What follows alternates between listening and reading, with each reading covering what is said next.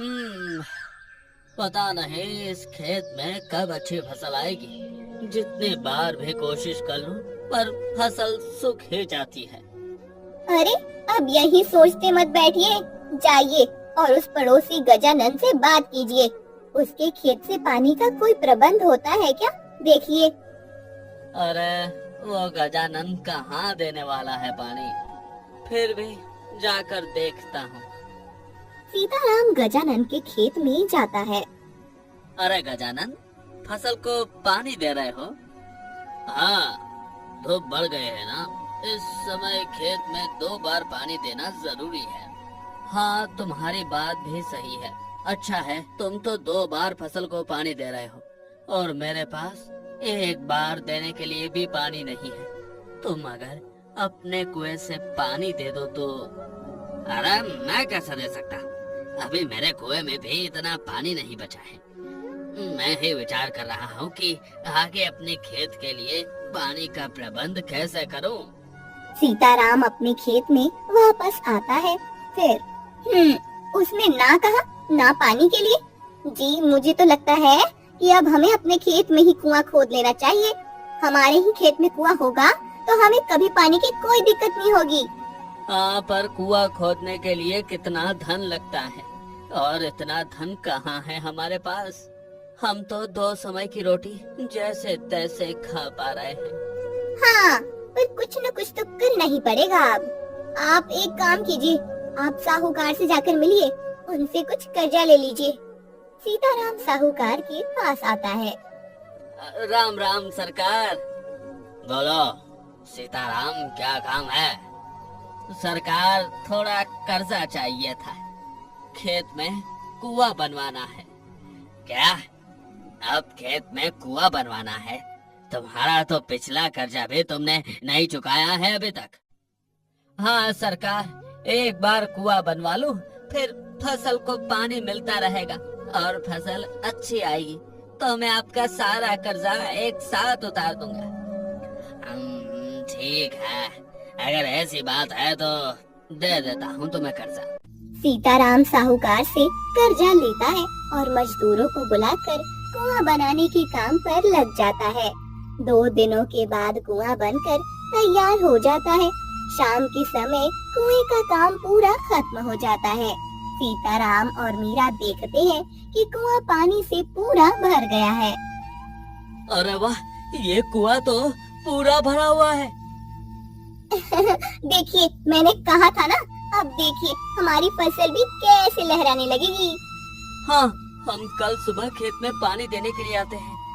सीताराम और मीरा खुश होकर अपने घर चले आते हैं। दोनों इतने खुश होते हैं, उन्हें अब पानी की कोई चिंता नहीं होती। दोनों सो जाते हैं। अगली सुबह दोनों जल्दी उठकर अपने खेत में आते हैं। जैसे ही कुएं के पास आते हैं, वो देखते हैं कि कल जहाँ पानी से लबालब भरा हुआ कुआं था, आज उस जगह पर मिट्टी के सिवा और कुछ नहीं होता। अरे ये क्या, कुआं कहाँ गया? हाँ, मैं भी वही देख रही हूँ। कल पानी से भरा हुआ कुआं आज कहीं गायब हो गया है। क्या हो रहा है ये? अरे इतनी मेहनत से वो कुआं हमने बनवाया था, कहाँ चला गया? जमीन निकल गई, आसमान खा गया हमारे कुएं को। वही तो कुछ समझ नहीं आ रहा है। वो कोई मनुष्य या प्राणी नहीं है कि ऐसे लुप्त हो जाए। अरे मैंने साहूकार से कर्जा लिया है। अब अगर कुआं ही नहीं होगा तो फसल कैसे आएगी, और फसल नहीं आएगी तो साहूकार का कर्जा कैसे चुकाऊंगा? सीताराम अपने सर को हाथ लगाकर नीचे बैठ जाता है। मीरा भी हताश हो जाती है। दोनों को समझ नहीं आ रहा था कि आखिर उनका कुआं ऐसे लुप्त कहाँ हो सकता है। कुछ देर के बाद, सुनिए, आप महाराज से जाकर मिलिए। अरे महाराज के पास जाकर क्या करूँगा? महाराज के पास जाकर उन्हें बताइए कि किसी ने हमारे कुएं को चोरी कर ली है। क्या कुएं की चोरी हुई है? हाँ, अब हमने इतनी मेहनत और खर्चा करके बनाया हुआ कुआं अब उसकी जगह पर नहीं है। इसका अर्थ यही है ना कि उसकी चोरी हुई है। आप जल्दी जाइए। अरे कुआं चोरी हो गया है, ये सुनकर लोग मेरा मजाक उड़ाएंगे। पूरा गांव हंसेगा मुझ पर। महाराज को भी मेरी बात पर विश्वास नहीं होगा। वो सब मैं जानती हूँ, पर अभी महाराज ही हमारी सहायता कर सकते हैं। मीरा की बात सुनकर सीताराम महाराज आत्मानंद के राजसभा में आता है। महाराज की जय हो। बताओ क्या समस्या है तुम्हारी? महाराज, मेरा कुआं चोरी हो गया है। क्या चोरी हुआ है?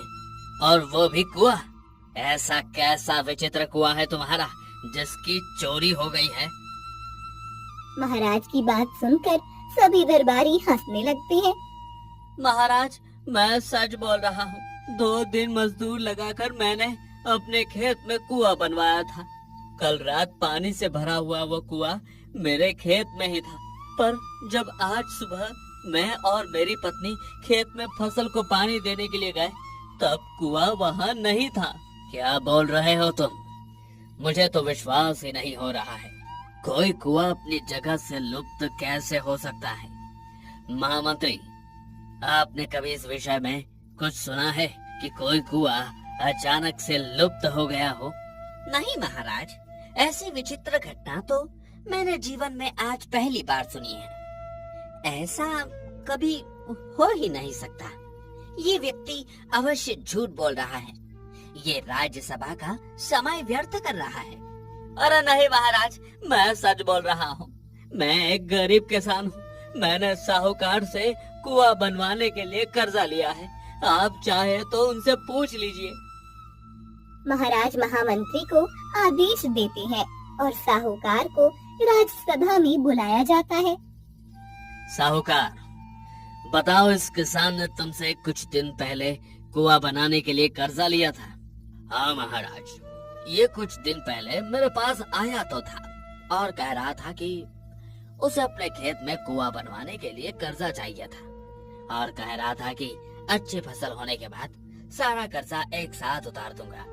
देखिए महाराज, मैंने कहा था ना, मैं सच बोल रहा हूँ। मैंने कुआं बनवाया था, पर अब वो गायब हो गया है। महामंत्री, आप स्वयं इस किसान के खेत पर जाकर देखिए। यदि वहाँ कुआं बना होगा तो उसके कोई तो चिन्ह मिलेंगे। महामंत्री सीताराम के साथ उसके खेत में आते हैं। महामंत्री पूरे खेत को ध्यान से देखते हैं और फिर से महल में चले जाते हैं। महाराज, मैंने उस किसान के खेत का पूरा ध्यान से निरीक्षण किया, परंतु उस खेत में 2 दिनों पहले कोई कुआं बना हो ऐसे कोई चिन्ह नहीं थे। समझ नहीं आ रहा है कि वो किसान हमसे झूठ क्यों बोल रहा है। महामंत्री, आप उस किसान पर नजर बनाए रखिए। मुझे तो किसान उसके कुएं की तरह विचित्र लग रहा है। शाम हो जाती है। मीरा और सीताराम अभी तक खेत में ही बैठे हुए थे। अंधेरा हो जाता है और अचानक उन्होंने बनाया हुआ कुआं उसी स्थान पर प्रकट हो जाता है जहाँ कल उसे बनवाया गया था। उस कुएं से पानी बहने लगता है। मीरा और सीताराम उस पानी से भरे हुए कुएं को देखकर आश्चर्य में पड़ जाते हैं। मीरा तो मेरी आंखें पर विश्वास ही नहीं हो रहा। मेरा तो ये कुआं यहाँ अपने आप प्रकट कैसे हो गया? अब ये सब छोड़ो। अब ये कुआं प्रकट हो ही गया है तो खेत में पानी दे देते हैं। दोनों भागकर कुएं के पास जाते हैं। हंडा उठाकर उसे रस्सी से बांधकर कुएं में डालकर पानी निकालने लगते हैं। जब सीताराम कुएं से हंडा बाहर निकालता है तब वो खाली होता है। ये क्या, कुएं में इतना पानी भरा हुआ है, फिर भी ये हंडा खाली कैसे है? अब रुकिए, मैं देखती हूँ। अब मीरा आगे जाती है और हंडा को कुएं में छोड़ती है। वो हंडा को कुएं से बाहर निकालती है। वो भी खाली होता है। अब दोनों डर जाते हैं। सुनिए, अब मुझे ये तो कुछ विचित्र प्रकार का लग रहा है। हमें इस कुएं से दूर ही रहना चाहिए। मुझे भी कुछ समझ नहीं आ रहा है। ये सब क्या हो रहा है? चलो अभी हम घर चलते हैं, कल आकर सोचेंगे क्या करना है। मीरा और सीताराम घर आते हैं। अगले दिन दोनों डरते हुए खेत में जाते हैं। तब फिर वो कुआं वहाँ नहीं होता। अब तो दोनों के पैरों तले जमीन ही खिसक जाती है। मीरा सीताराम से कहती है कि ये कुछ अजीब हो रहा है, हमें किसी ज्ञानी की सहायता लेनी चाहिए। दोनों वन में चले जाते हैं। वन में एक बहुत बड़े साधु थे जिन्हें भूत भविष्य और वर्तमान के विषय में सब ज्ञान था। उनके पास चले जाते हैं। साधु बाबा हमारा रक्षण कीजिए। क्या हुआ पुत्र? साधु बाबा, मेरे खेत में बनाया हुआ कुआं अचानक गायब हो जाता है। हाँ साधु बाबा, हमने बड़ी मेहनत से कुआं बनवाया था, पर सुबह जब हम खेत में जाते हैं तब कुआं अपने स्थान पर नहीं होता। बाबा जी, आप ही हमारी सहायता कर सकते हैं। आपको तो तीनों कालों का ज्ञान है। आप ही बताइए कि उस विचित्र कुएं का रहस्य क्या है।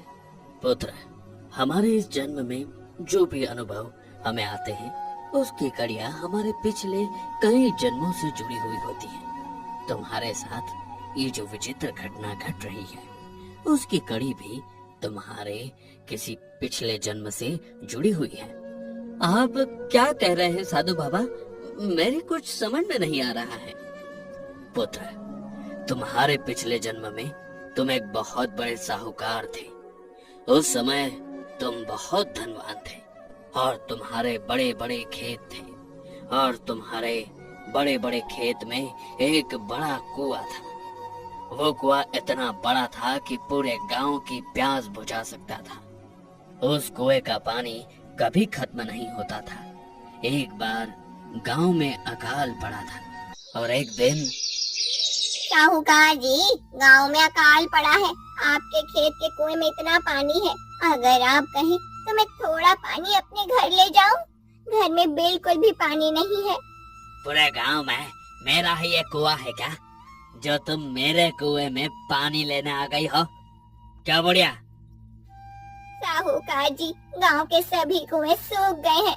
किसी भी कुएं में पानी नहीं है। सभी गांव वाले प्यासे हैं। इसका मतलब है कि अगर मैंने तुम्हें पानी दे दिया तो एक एक करके सभी गांव वाले मेरे कुएं से पानी लेने आएंगे। मैं नहीं दूंगा तुम्हें पानी। कमला काकी चली जाती है। उसी रास्ते में वसुधा मिलती है। उसके हाथ में खाली हंडा था। क्या हुआ कमला काकी, दे दिया साहूकार ने पानी? अरे कहाँ, वो साहूकार तो बड़ा ही दुष्ट है। हम सबकी जमीनें उसके पास गिरवी है। उसका ब्याज जीता है और हम पर ही रोब जमाता है। मुझे बोल रहा था कि गांव किसी दूसरे कुएं से पानी भर लो। वो मुझे बोल रहा था कि जाओ कहीं और किसी और गांव से पानी भर लो। क्या उसने ऐसा कहा? आपने उसे बताया ना कि सभी कुएं सूख चुके हैं? हाँ, मैंने उसे कितना कहा कि गांव में सिर्फ आपका ही कुआं ऐसा है जो पानी से भरा हुआ है। तो कहने लगा कि फिर अब एक एक करके पूरा गांव मेरे कुएं से पानी लेने चला आएगा। उस दुष्ट के पास अभी पानी है, इसलिए उसे बहुत घमंड आया है। पर अगर कभी ऐसा दिन आया कि उसे पानी के बिना तड़पना पड़े, तब उसे हमारी पीड़ा का अनुभव होगा। तुम सही कह रही हो वसुधा, पर वो तो बाद की बात है। अभी हम सब क्या करें? पानी का प्रबंध कैसे करें? पूरे गांव में पानी के बिना लोगों की हालत खराब हो रही है। हाँ, अरे मैंने तो सुना है कि कुछ लोग ये गांव छोड़कर कहीं और जाकर बसने का विचार कर रहे हैं। अब सबके पास दूसरा कोई रास्ता नहीं तो नहीं है। अब अगर जैसे ही पानी का प्रबंध नहीं हुआ तो हमें ये गांव छोड़कर जाना ही पड़ेगा। कब तक हम पानी की प्रतीक्षा में यहाँ रह सकते हैं? ऐसे ही कुछ और गांव वाले साहूकार करोड़ी मल के पास आते हैं और पानी मांगते हैं, पर साहूकार करोड़ी मल किसी को पानी नहीं देता। गांव वालों के जानवर पानी के बिना तड़पने लगते हैं और कुछ की मृत्यु हो जाती है। फिर सभी गांव वाले अपनी जान बचाने के लिए गांव छोड़कर पानी की तलाश में निकल जाते हैं। सभी अपने कपड़ों की पोटलियां लेकर वन के मार्ग से जा रहे होते हैं। तभी उन्हें एक शिकारी बबूली मिलता है। अब इतने सब लोग एक साथ कहाँ जा रहे हैं? बेटा, हमारे गांव में अकाल पड़ा है। एक बूंद भी पानी नहीं है किसी के पास। हम सब पानी की तलाश में गांव छोड़कर जा रहे हैं। अब जहाँ पानी का प्रबंध हुआ है वहीं हम अपना नया गांव बसा लेंगे। अच्छा, मैं आपकी सहायता कर सकता हूँ। इस वन के उस पार एक नदी है। उस नदी में पूरे साल पानी रहता है। आप सब उस नदी के पास रहने जा सकते हैं। ये तो बहुत अच्छी बात है बेटा, पर इस वन की नदी है तो कहीं हमें किसी जंगली जानवर से संकट भी हो सकता है। नहीं काकी, मेरे होते हुए आप सभी इस वन में सुरक्षित हैं। कोई भी प्राणी आपको कोई संकट नहीं देगा। बबलू भैया, आप इतने विश्वास से कैसे कह सकते हैं? मैं बचपन से ही इसी वन में रहता हूँ बहन। मैं इस वन के सभी प्राणियों को पहचानता हूँ। ये प्राणी कभी भी बिना किसी कारण के किसी पर आक्रमण नहीं करते। ये वन उनका घर है। अगर अपनी मर्यादा में रहें तो वे भी अपनी मर्यादा नहीं छोड़ते हैं। आप निश्चिंत हो जाइए। इतने सालों से यहाँ रहने के कारण से मैं यहाँ के पक्षी और प्राणियों की भाषा भी समझने लगा हूँ। सभी गांव वाले बबलू शिकारी के पीछे चलने लगते हैं। सभी उस नदी के पास आकर रुकते हैं। गांव वाले नदी को देखकर भागकर नदी के पास जाते हैं और पानी पीने लगते हैं। सभी गांव वाले पानी पीकर तृप्त हो जाते हैं और बबलू शिकारी को धन्यवाद देने लगते हैं। बबलू शिकारी उन सब का रक्षण करने के लिए उनके साथ ही रहने लगता है। तुम्हें तुम्हारे पूर्व जन्म में सभी गांव वालों के श्राप लगे हैं। तुमने तुम्हारे पास इतना पानी होते हुए भी उनकी सहायता नहीं की, इसलिए ईश्वर ने भी तुम्हें दंड दिया और इस जन्म में तुम एक गरीब किसान बनकर जन्मे हो। साधु बाबा, मेरे पूर्व जन्म में मुझसे बहुत बड़ा पाप हो गया है, पर अब मैं उसका समाधान कैसे करूं? तुम तुम्हारे महाराज के पास जाओ। महाराज ने पूर्व जन्म में बहुत पुण्य का काम किया है। तुम्हारे महाराज आत्मानंद वही बबलू शिकारी हैं, जिन्होंने सभी गांव वालों को पानी तक पहुंचाया था। तुम महाराज को ये सब बताओ, फिर महाराज को कुएं से पानी निकालने को कहो। जब महाराज उस कुएं को स्पर्श करेंगे तो वो कुआं हमेशा के लिए उसी स्थान पर स्थित हो जाएगा। महाराज के पुण्यवान हाथ जब उस कुएं को स्पर्श करेंगे तब उसका पानी हंडे में आएगा। सीताराम और मीरा साधु बाबा को प्रणाम करके महाराज के पास आते हैं। सीताराम महाराज को साधु बाबा के बताई हुई पूरी बात बता देता है। ये तुम क्या बोल रहे हो किसान? तुम अब महाराज को तुम्हारे कुएं का पानी निकालने को कह रहे हो? नहीं मंत्री जी, मैंने नहीं, साधु बाबा ने कहा है। आप चाहे तो साधु बाबा को भी बुला लीजिए। महामंत्री जी, साधु बाबा ने यदि ऐसा कहा तो हमें उनके आदेश का पालन करना चाहिए। चलिए। सभी सीताराम के खेत में आते हैं। महामंत्री साधु बाबा को भी लेकर आते हैं। महाराज आत्मानंद के खेत में आते ही वो कुआं वहाँ फिर से प्रकट हो जाता है। महाराज उस कुएं के पास जाकर उसे स्पर्श करते हैं और कुएं में हंडा डालते हैं। जब महाराज हंडा को बाहर निकालते हैं तब वो पानी से भरी हुई होती है। अरे ये तो चमत्कार हो गया साधु बाबा, हंडा पूरा भर गया है। जो हंडा मेरी और मेरी पत्नी ने कुएं से निकाला तब खाली था, उसमें एक बूंद भी पानी नहीं था। मैंने तुमसे कहा था पुत्र कि तुम्हारे महाराज के हाथ पुण्यवान है। अब इस कुएं का पानी कभी खत्म नहीं होगा। महाराज, आप सबसे पहले सभी गांव वालों को ये पानी दे दीजिए। सीताराम, जब हर एक गांव वाला पानी भर ले उसके बाद तुम अपने लिए पानी ले सकते हो। महाराज आत्मानंद एक एक हंडा पानी सभी गांव वालों को देते हैं। उसके बाद महाराज एक हंडा पानी सीताराम की फसल पर डालते हैं। फिर सीताराम कुएं में हंडा छोड़ता है और इस बार वो पानी से भरा हुआ होता है। सीताराम को बहुत खुशी होती है। महाराज, चमत्कार हो गया, मेरा हंडा पानी से भर गया है। पुत्र, ये चमत्कार नहीं, आज तुम्हारे पिछले जन्मों के पापों का नाश हो गया है और गांव वालों से मिले हुए श्रापों का समाधान हो गया है। इसलिए अब ये कुआं हमेशा पानी से भरा हुआ रहेगा। परंतु एक बात हमेशा याद रखना, जो कोई भी जिसे तुम्हारी सहायता की आवश्यकता हो, जिसे तुम्हारे कुएं के पानी की जरूरत हो, उसे तुम पानी के लिए कभी ना नहीं कहोगे। नहीं साधु बाबा, जो अपराध मैंने अपने पूर्व जन्म में किया था वो मैं इस जन्म में नहीं करूंगा। सीताराम का कुआं पानी से भरा रहने लगता है। इस बार उसकी फसल भी अच्छी आती है। महाराज की पुण्याई और साधु बाबा के आशीर्वाद से सीताराम साहूकार का सारा कर्जा लौटा देता है और अपनी पत्नी के साथ खुशी से रहने लगता है। मस्त कहानियाँ। सुबह का समय था। अभी अभी सूरज उगा था और सूरज की सुनहरी किरणें पूरे गांव पर फैलने लगी थी। शशि अपने खेत में आ रहा था। इस बार उसकी फसल बहुत अच्छी आई थी। उसका हरा भरा खेत लहलहा रहा था। रास्ते में उसे उसका पड़ोसी माधव मिलता है। अरे शशि, इतनी सुबह सुबह कहाँ जा रहे हो? खेत में जा रहा हूँ माधव। इतने सुबह खेत में जा रहे हो? हाँ, इस बार फसल बहुत अच्छी आई है। सोच रहा हूँ कि 2-3 दिन में अनाज के दाने निकाल लूं, फिर उन्हें बेच दूंगा। हाँ, इस बार तो गांव के सभी किसान बहुत खुश हैं। सबकी अच्छी फसल आई है। ऐसे हरे भरे खेत देखकर सच में बहुत अच्छा लगता है। हाँ, ये खेत तो हम किसानों के लिए अपने बच्चे की तरह होते हैं।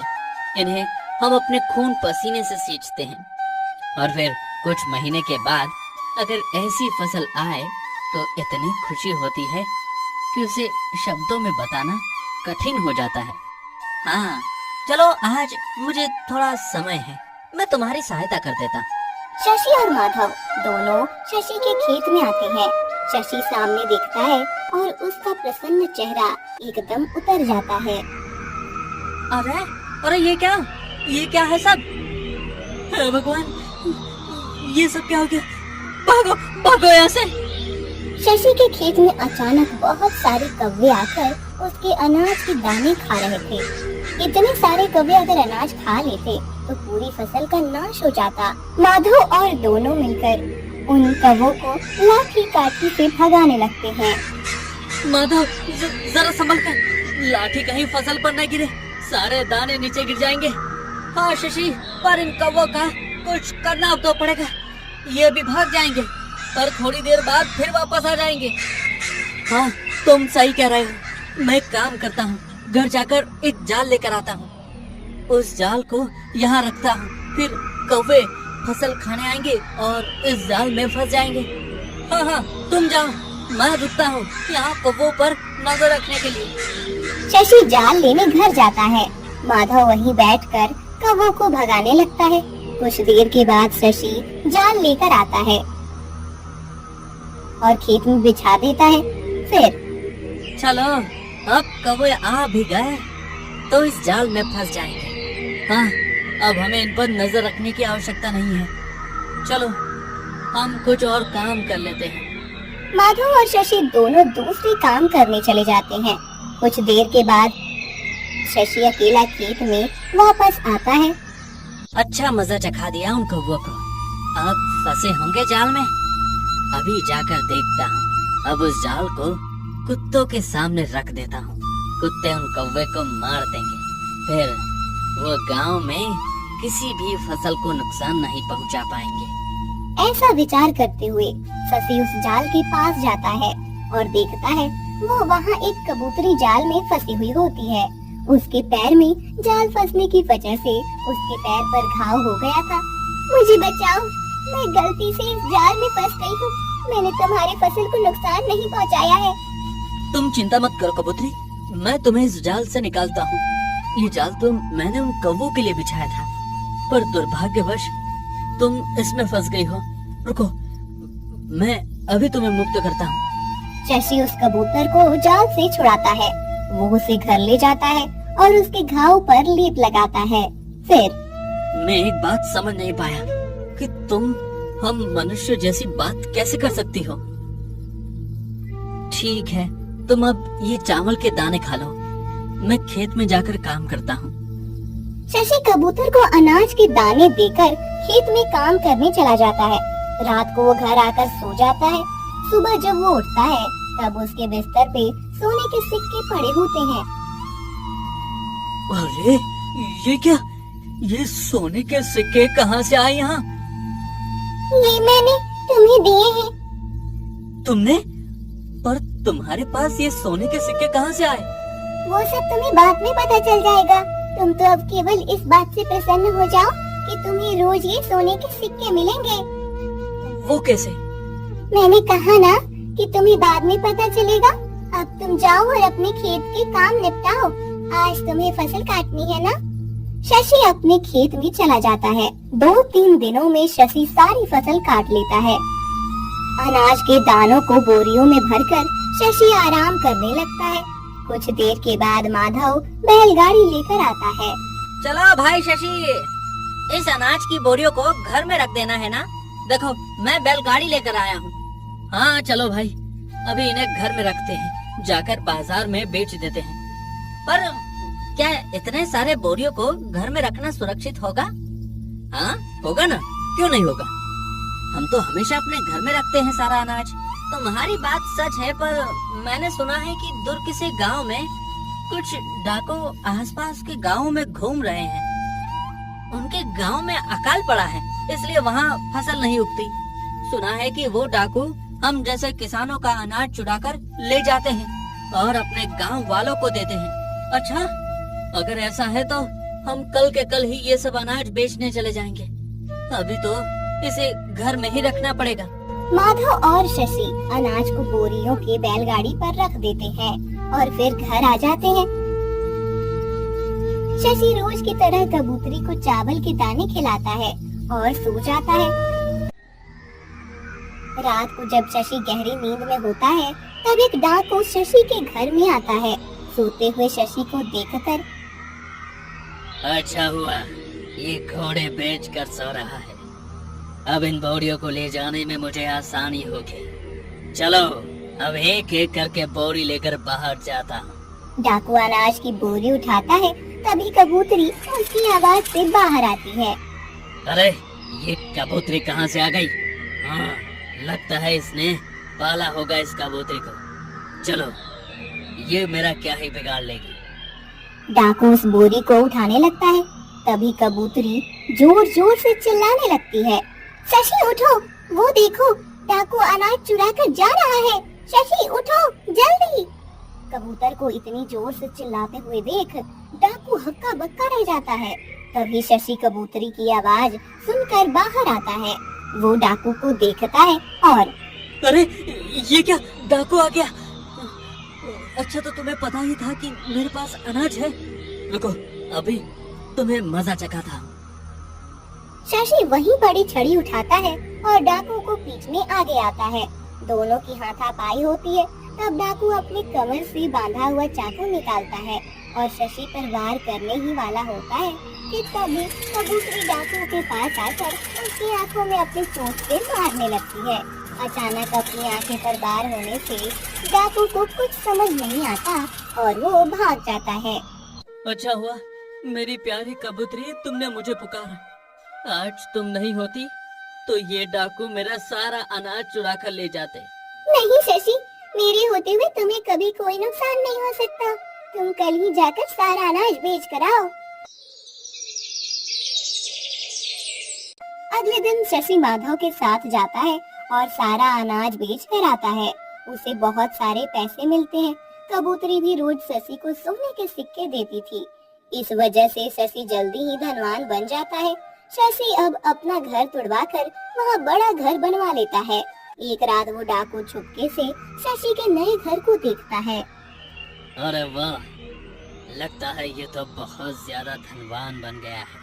उस दिन मैं अनाज चुराने आया था तो इसने मुझे चुराने नहीं दिया। अब तो इसके घर में ही चोरी करूंगा। लेकिन पहले ये पता करना पड़ेगा कि ये इतना धनवान बन कैसे गया है। अनाज की बोरियों को बेचकर तो इसके पास इतने पैसे नहीं आए होंगे। मुझे इस पर नजर रखनी पड़ेगी। डाकू शशि पर नजर रखने लगता है। एक दिन शशि माधव को एक पोटली देता है। ये लो माधव। अरे ये क्या है इस पोटली में? देखो तो। माधव पोटली खोलकर देखता है तो उसके अंदर सोने के सिक्के होते हैं। अरे ये क्या? ये तो सोने के सिक्के हैं। कहाँ से आए तुम्हारे पास? और ये तुम मुझे क्यों दे रहे हो? अरे मेरे पास जो कबूतरी है वो मुझे रोज सोने के सिक्के देती है। दिन भर में वो जितने भी चावल के दाने खाती है सुबह मेरे बिस्तर में उतने सोने के सिक्के रखे हुए होते हैं। क्या? ये तुम क्या बोल रहे हो? ये कैसे संभव है? पता नहीं दोस्त, पर उस कबूतरी ने मुझे कहा है। वो कबूतरी सामान्य नहीं है, वो तो हमारी भाषा में बात भी करती है। ऐसी रहस्यमय कबूतरी तो मैंने पहले कभी न सुनी। पर तुम ये सिक्के मुझे क्यों दे रहे हो? तुमने आज तक मेरी बहुत सहायता की है। अब मैं धनवान बन गया हूँ और मैं चाहता हूँ कि मेरा दोस्त भी मेरी तरह धनवान बने। मुझे तो कबूतरी से रोज सोने के सिक्के मिलेंगे।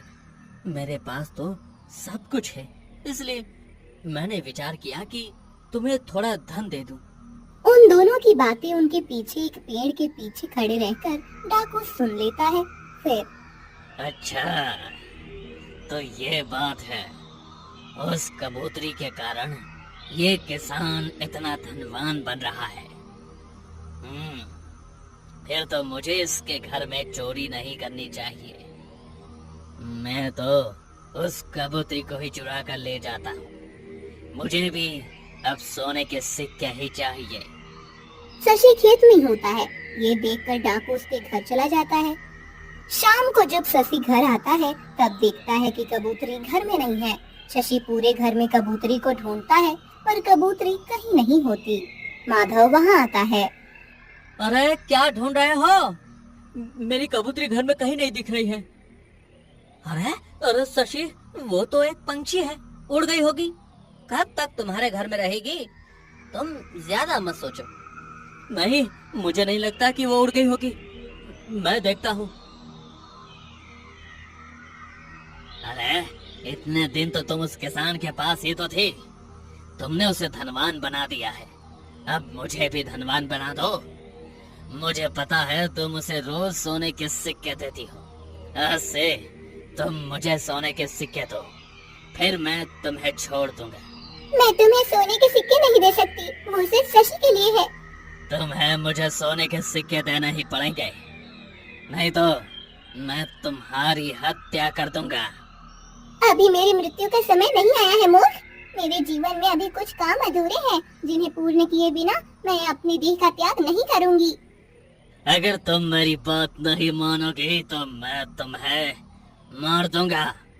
ऐसा कहकर डाकू अपना चाकू उठाकर कबूतरी को मारने जाता है।